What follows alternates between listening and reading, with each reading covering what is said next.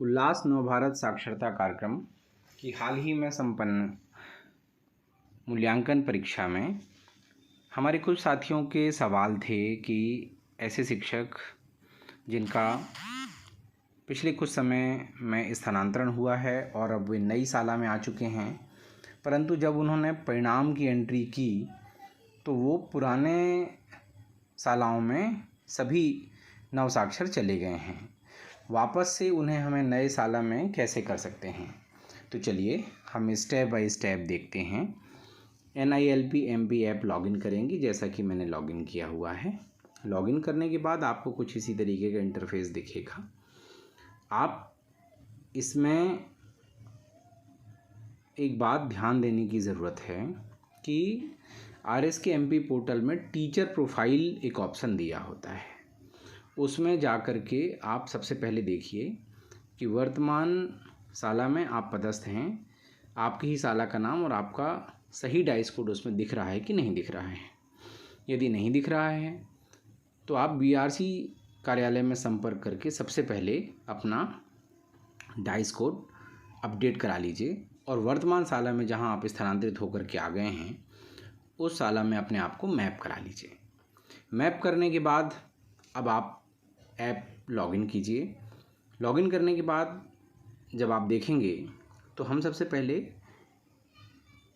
एक बात तो यहाँ समझने की ज़रूरत है कि अब जब हम परिणाम दर्ज करेंगे तो यहाँ पर जिसका भी परिणाम दर्ज करेंगे वो आपकी सभी नए शालाओं में जाएंगे, परंतु जो पूर्व में परिणाम दर्ज हो चुके हैं उनके लिए क्या करेंगे, तो परिणाम देखे में जाएंगे।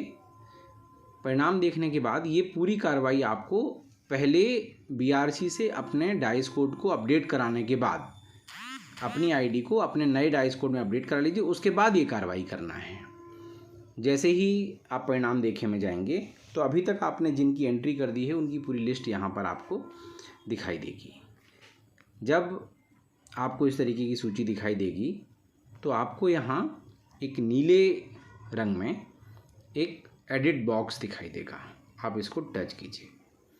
जैसे ही आप उसको टच करेंगे तो जो भी कॉलम आप एडिट करना चाहते हैं आप सब एडिट कर सकते हैं।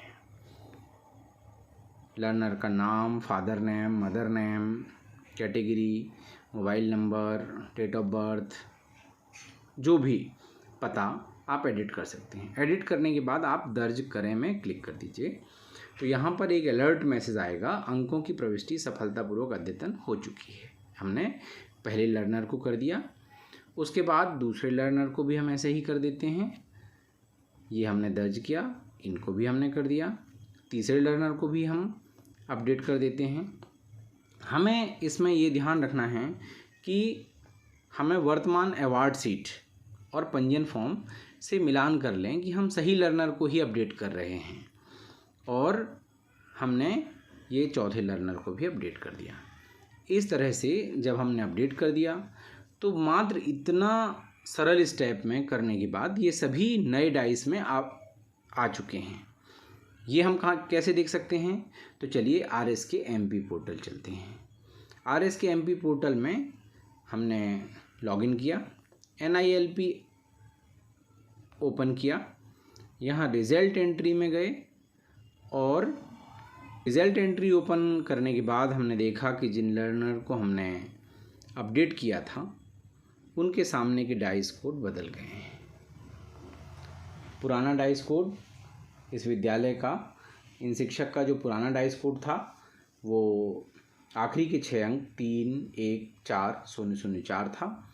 नई शाला का डाइस कोड 302102 है। तो हमने जिन 4 लर्नर का अपडेट किया था वो क्रमशः आपको बदला हुआ डाइस कोड यहाँ पर दिखाई दे रहा होगा। बाकी के लर्नर के सामने 04 वाला डाइस कोड दिखाई दे रहा है, और इसी तरह से हम आसान स्टेप में वापस सब लर्नर को अपडेट कर सकते हैं।